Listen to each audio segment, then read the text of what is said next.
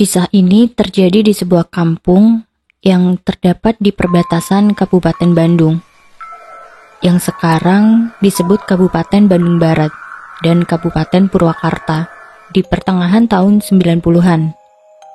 Neng, Aa pergi dulu. Ucap Farid kepada istrinya Titin. Diketahui, Farid merupakan seorang tenaga honorer yang bekerja di salah satu instansi pemerintah. Dia merupakan ayah dari 2 orang anak dan suami dari Titin. Kehidupan rumah tangganya sangat harmonis. Mereka tinggal di sebuah rumah yang tidak terlalu besar maupun terlalu kecil.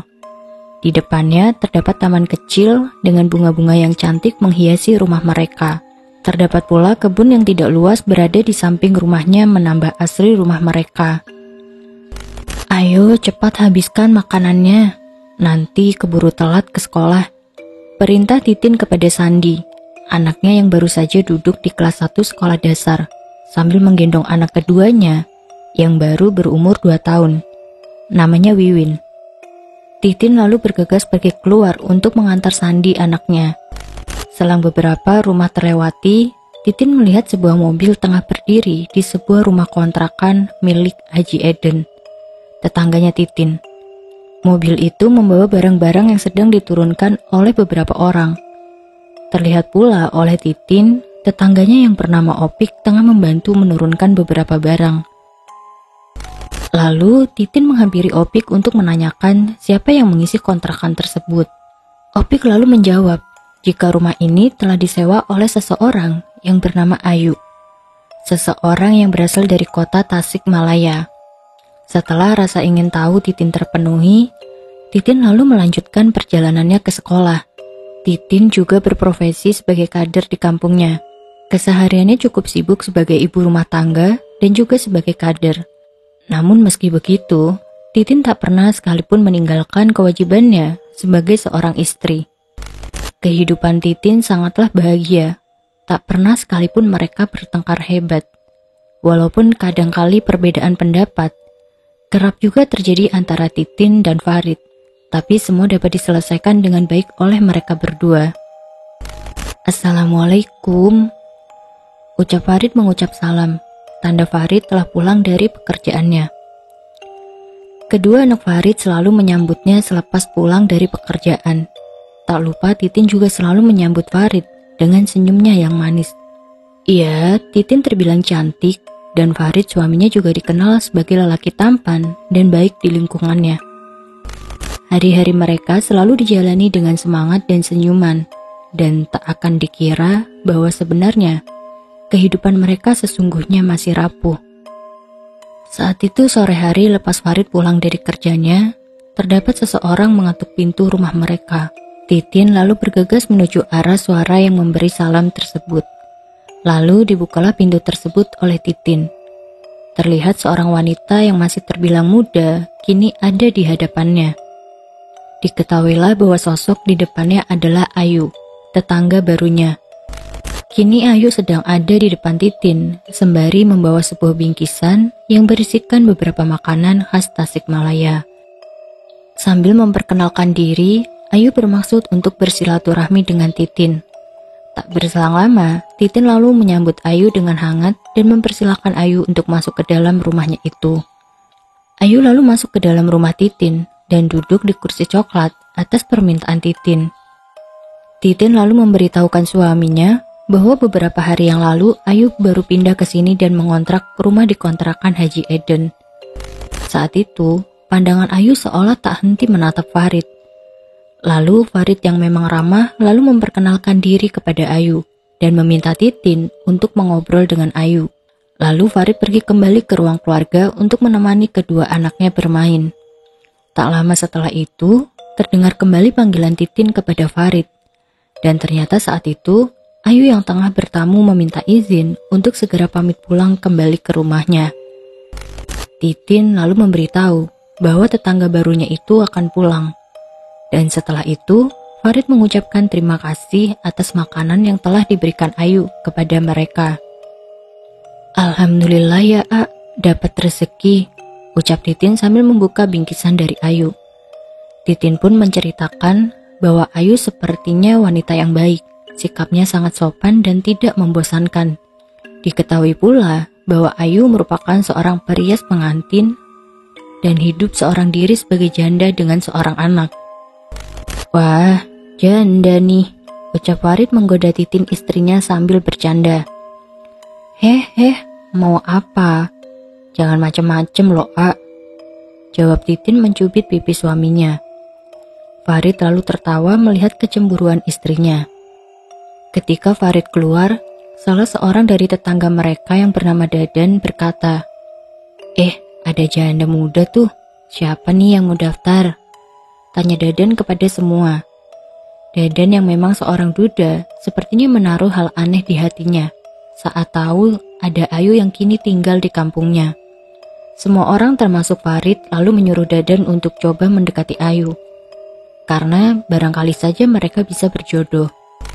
Alah, para lelaki cuman wanita aja di pikirannya. Terdengar suara wanita yang diketahui istri dari Haji Eden. Sontak mereka merasa malu mendengar Bu Hajah tiba-tiba saja berada di belakang mereka. Di tengah perjalanan mereka melihat Ayu yang tengah pulang dari warung. Beberapa orang mulai salah tingkah melihat Ayu yang memang cantik berjalan berpas-pasan.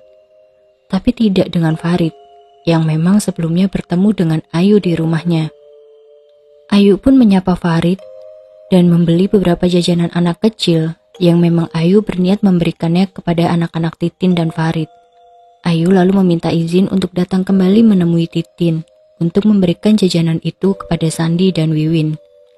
Farid hanya berkata berterima kasih dan meminta hal itu tak usah dilakukan karena akan merepotkan.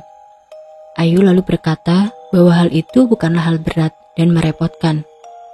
Lagi pula, Wiwin anak kedua Farid juga seumuran dengan anaknya Ayu yang bernama Rizal. Jadi Ayu berpikir mungkin anak-anak mereka bisa menjadi teman dekat. Lantas Farid pun menyetujuinya. Ayu pun pamit dan para tetangganya dengan senyum yang ganjil kepada Farid. Hal itu terlihat oleh Bu Hajah yang sekilas menatap tajam Ayu. Beberapa minggu berlalu semenjak Ayu datang ke kampung ini. Lambat laun, Ayu kini sudah menjadi bagian dari masyarakat di kampung itu. Kedekatannya dengan Titin pun semakin baik. Wajar saja, Titin adalah wanita yang baik tanpa melihat seseorang berdasarkan ucapan orang lain. Ditambah Titin yang tidak mahir dalam berdandan kini semakin pandai dalam merias diri setelah bergaul bersama Ayu. Farid sebagai suaminya melihat perbedaan istrinya kini jauh berbeda.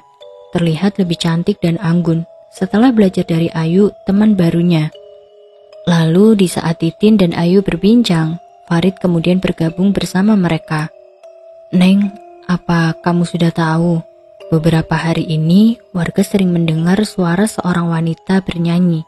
Nyanyi sinden saat malam tiba. Ucap Farid membuka obrolan. Titin lalu menjawab bahwa kabar tersebut beberapa kali didengarnya. Namun Titin belum menemukan apakah cerita tersebut benar nyata atau hanya cerita iseng masyarakat saja. Ayu yang hanya mendengar cerita tersebut hanya berdiam, mendengarkan Farid dan Titin berbicara. Terus Aa dengar juga tetangga kita seperti Kang Dadan, Dasep, Ujang, dan Kang Wandi kini terbaring sakit dengan keadaan yang sama. Mereka tak bisa bergerak sama sekali. Dalam keadaan berbaring, tubuh mereka kaku. Titin cukup kaget mendengarkan berita dari suaminya. Di luar dugaan, ternyata kampung mereka berubah sedikit mencekam setelah beberapa hal ganjil terjadi di sana. Kegiatan ronda pun semakin digalakan secara rutin di kampung itu. Termasuk Farid yang juga mendapat jadwal ronda di hari Sabtu malam. Tepat kala itu, waktunya Farid menjalankan ronda. Dengan beberapa tetangganya, di jam 10 malam, mereka berkumpul di sebuah pos ronda. Salah satu warga terlihat sedang menyalakan api unggun untuk menghangatkan malam dingin kala itu. Seperti bapak-bapak lainnya, kegiatan ronda tak akan lepas dari bermain gaple dan membakar singkong maupun ubi. Beberapa jam mereka isi dengan obrolan sambil sesekali melempar kartu gaple dan sebagian lagi tengah asyik memakan ubi dan singkong. Hingga satu saat, kemudian salah satu dari mereka membicarakan hal mengenai beberapa kejadian di kampungnya. Aneh ya, udah nyaman dari dulu di kampung kita ini. Karena hal-hal yang terbilang ganjil, kita harus begadang tiap minggu buat ronda. Tapi tahu tidak, Dadan, Dasep, Wandi, dan Ujang pernah beberapa kali terlihat menemui si Ayu. Apa mungkin ada hubungannya dengan semua ini? Ucap seorang di antara mereka sambil menyeruput kopi yang ada di depannya. Jangan ngomong sembarangan, Kang. Hampir setiap hari aku juga bertemu Ayu. Karena kini sangat dekat dengan istriku. Tapi nggak ada hal aneh padaku. Potong Farid menolak ucapan tetangganya itu. Beberapa orang tertawa karena mungkin tetangganya yang sedikit menuduh itu tidak ingin ada saingan untuk mendapatkan Ayu. Sesaat saat mereka menikmati malam, terlihat dari ujung jalan dekat dengan gerbang kampung, terdengar suara langkah seseorang yang seolah mendekati pos ronda, di mana Farid dan para warga lain berkumpul. Sontak para warga termasuk Farid mulai mengerutkan dahi dan menajamkan mata untuk melihat siapa yang akan menghampiri mereka. Hingga sesosok tubuh terlihat di sana, tersapu cahaya lampu salah satu rumah warga. Loh, Kang Ujang, ucap mereka. Mereka sangat heran Kang Ujang yang memang diketahui tengah sakit, kini berada di tengah mereka. Para warga pun mulai menanyakan keadaan Ujang waktu itu. Namun Ujang hanya terdiam sambil duduk, tatapannya kosong, menerawang ke arah depan pos ronda. Melihat hal itu, para warga dan Farid hanya bisa saling pandang dan mengangkat kepala. Masing-masing orang bertanya dan kebingungan. Karena tak ada jawaban dari Ujang, maka salah satu warga berinisiatif untuk membuatkan kopi buat Ujang yang mungkin baru sehat dari sakitnya. Tak ada yang berani bertanya kembali kepada Ujang, apalagi beberapa waktu sebelum sakit, Kang Ujang juga diketahui tengah memiliki masalah dengan istrinya. Mungkin hal itu yang membuat para warga termasuk Farid tidak berusaha menanyakan perihal sikapnya Ujang yang diam. Sampai beberapa saat kemudian, Ujang bangkit dan hanya berkata, "Indit heula urang, aku pergi dulu." Tak ada kata lanjutan dari ucapan Ujang. Ekspresi wajahnya sangat datar saat meninggalkan para warga di sana malam itu.